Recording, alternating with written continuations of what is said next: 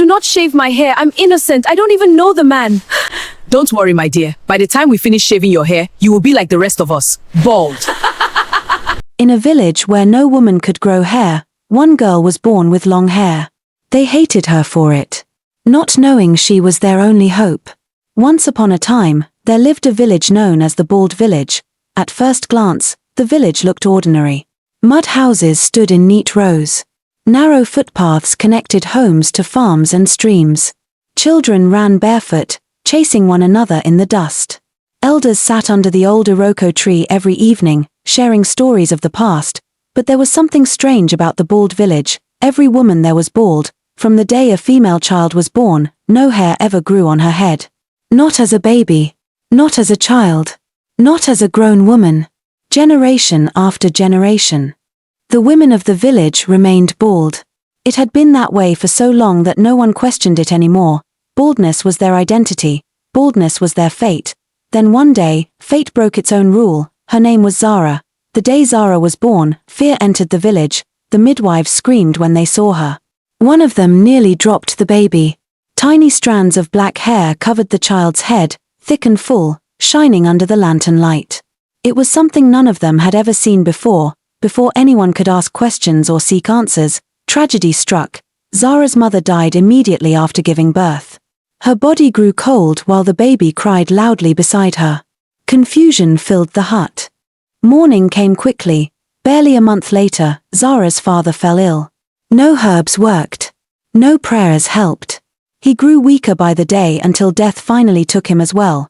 By the time Zara was old enough to recognize faces, she had already lost both parents. According to tradition, she was sent to live with her closest relative, her aunt Mama Vero.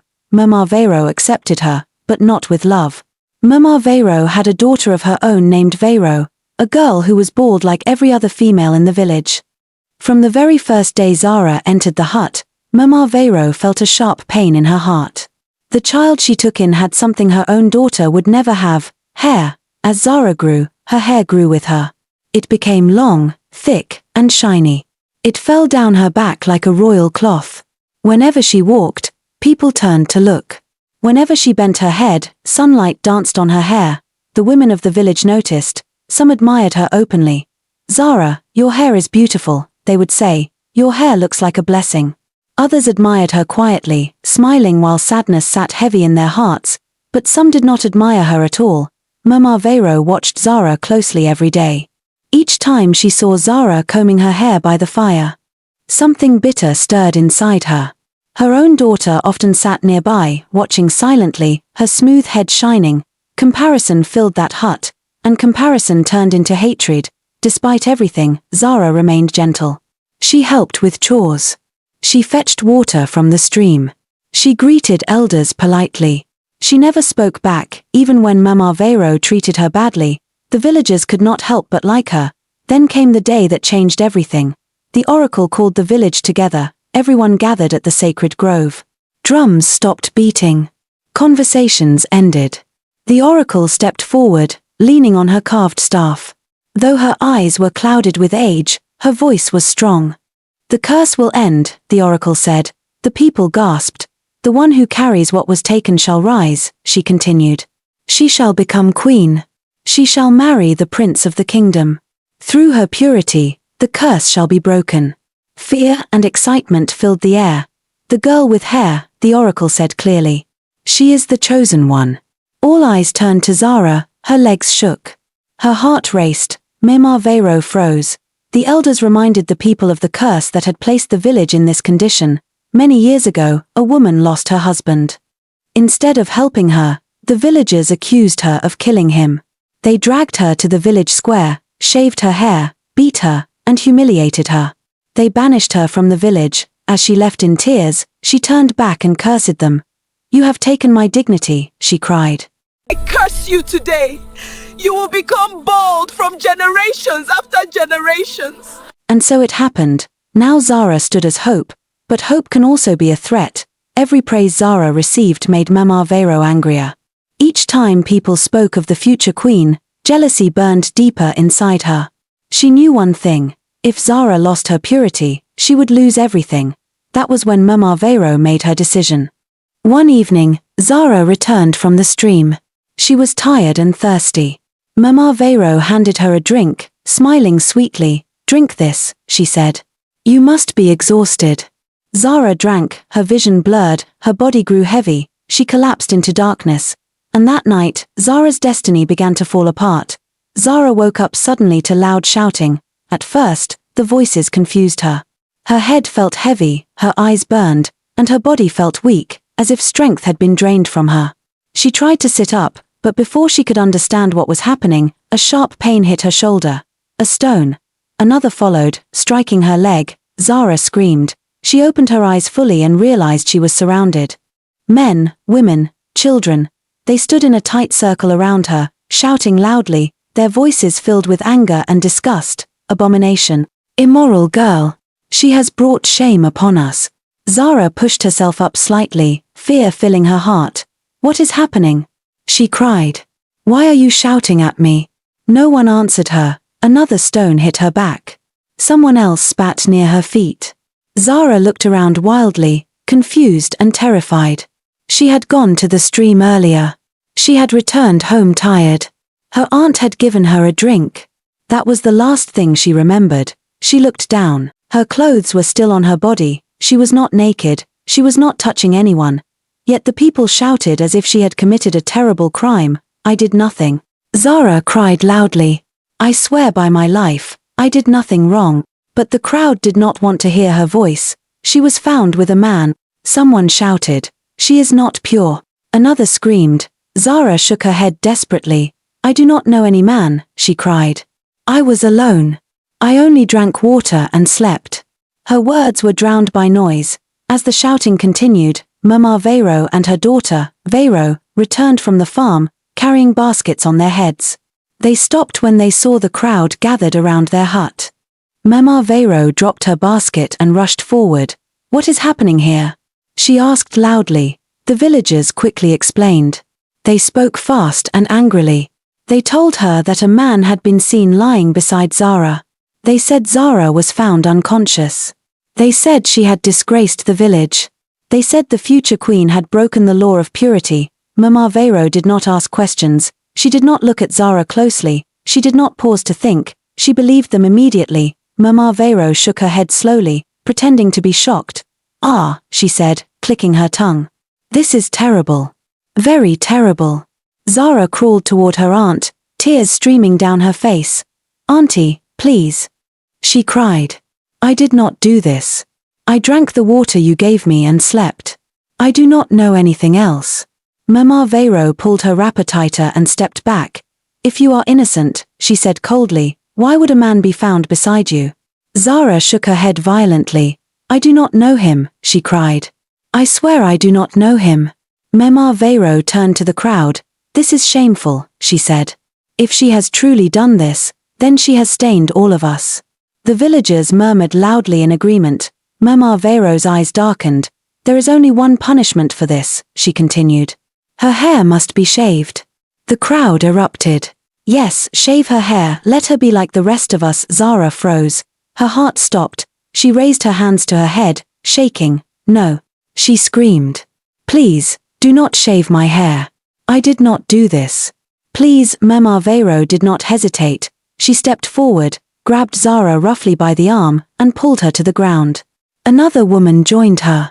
Zara struggled, screaming and crying, but they were stronger.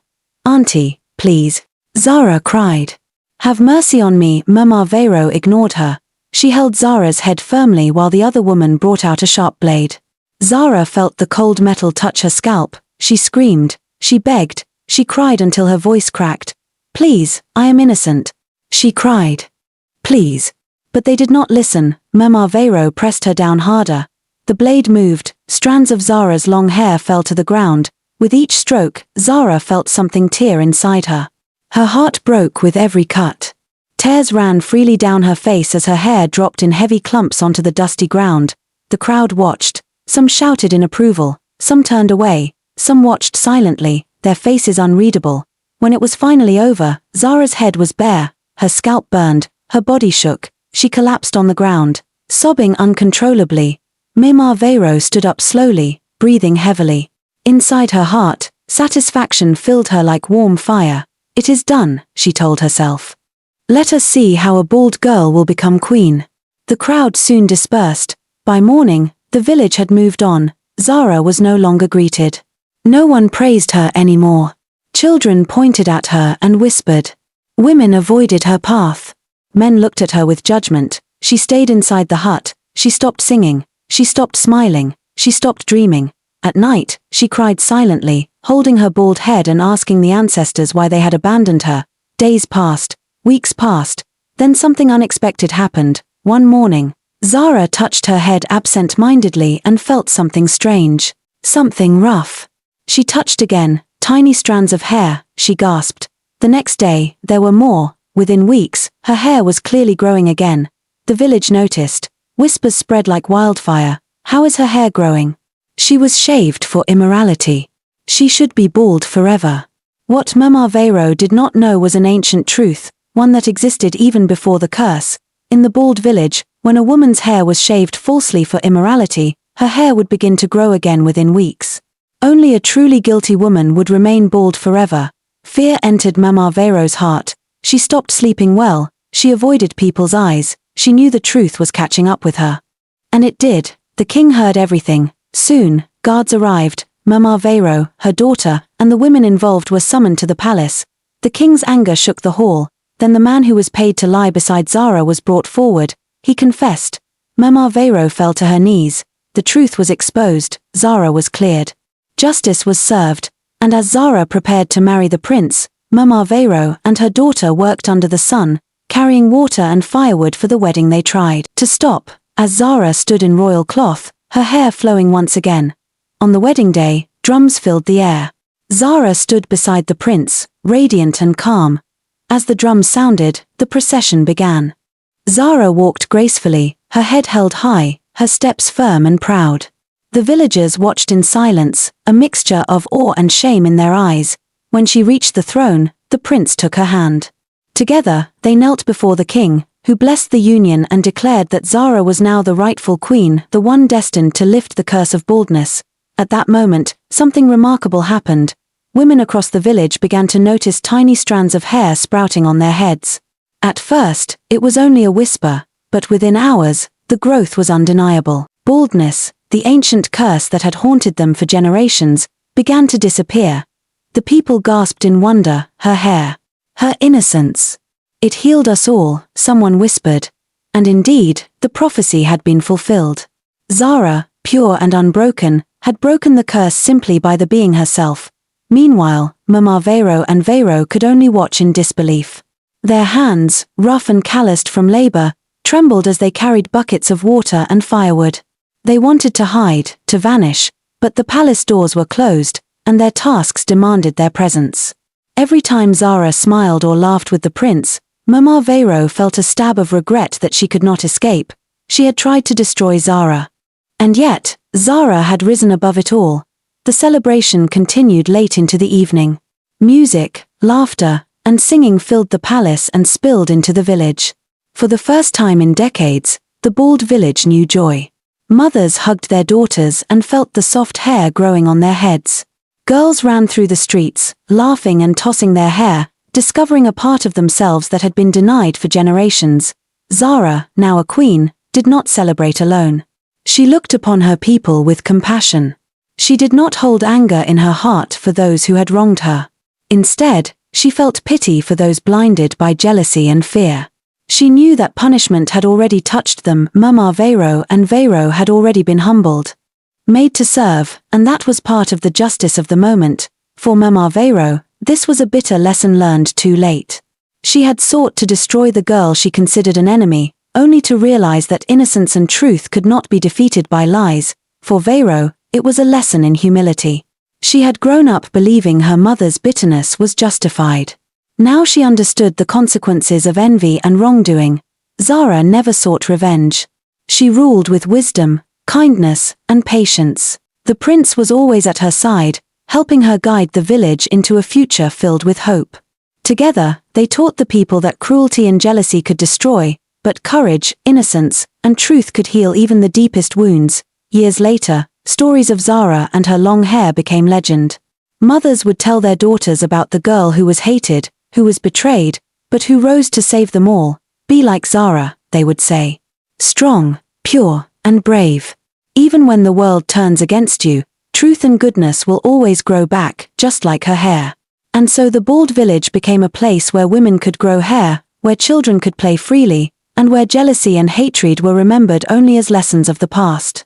Zara's name lived on, not as a girl who suffered, but as a queen who healed a village, who forgave when she could have hated, and who proved that innocence and truth were stronger than the darkest curses. The prince and Zara ruled for many years. Together, they guided the village through joy and prosperity. The people never forgot how one girl's courage and purity had broken a curse that had lasted for generations. And Mama Vero and Vero? They learned the hardest lesson of all: envy destroys not only the one it targets, but also the one who harbors it. Zara stood on the palace balcony one evening, watching the sun set over the village. Her hair flowed in the wind, her heart full of peace. She had been hated, betrayed, and wronged, but she had also triumphed. She had survived, she had saved the village, and she had become the queen she was always meant to be. And for the first time in the village's long history, there was no curse left to fear. The village was free, and Zara, the girl who had been hated for her long hair, had finally found her place, shining brighter than anyone could have imagined.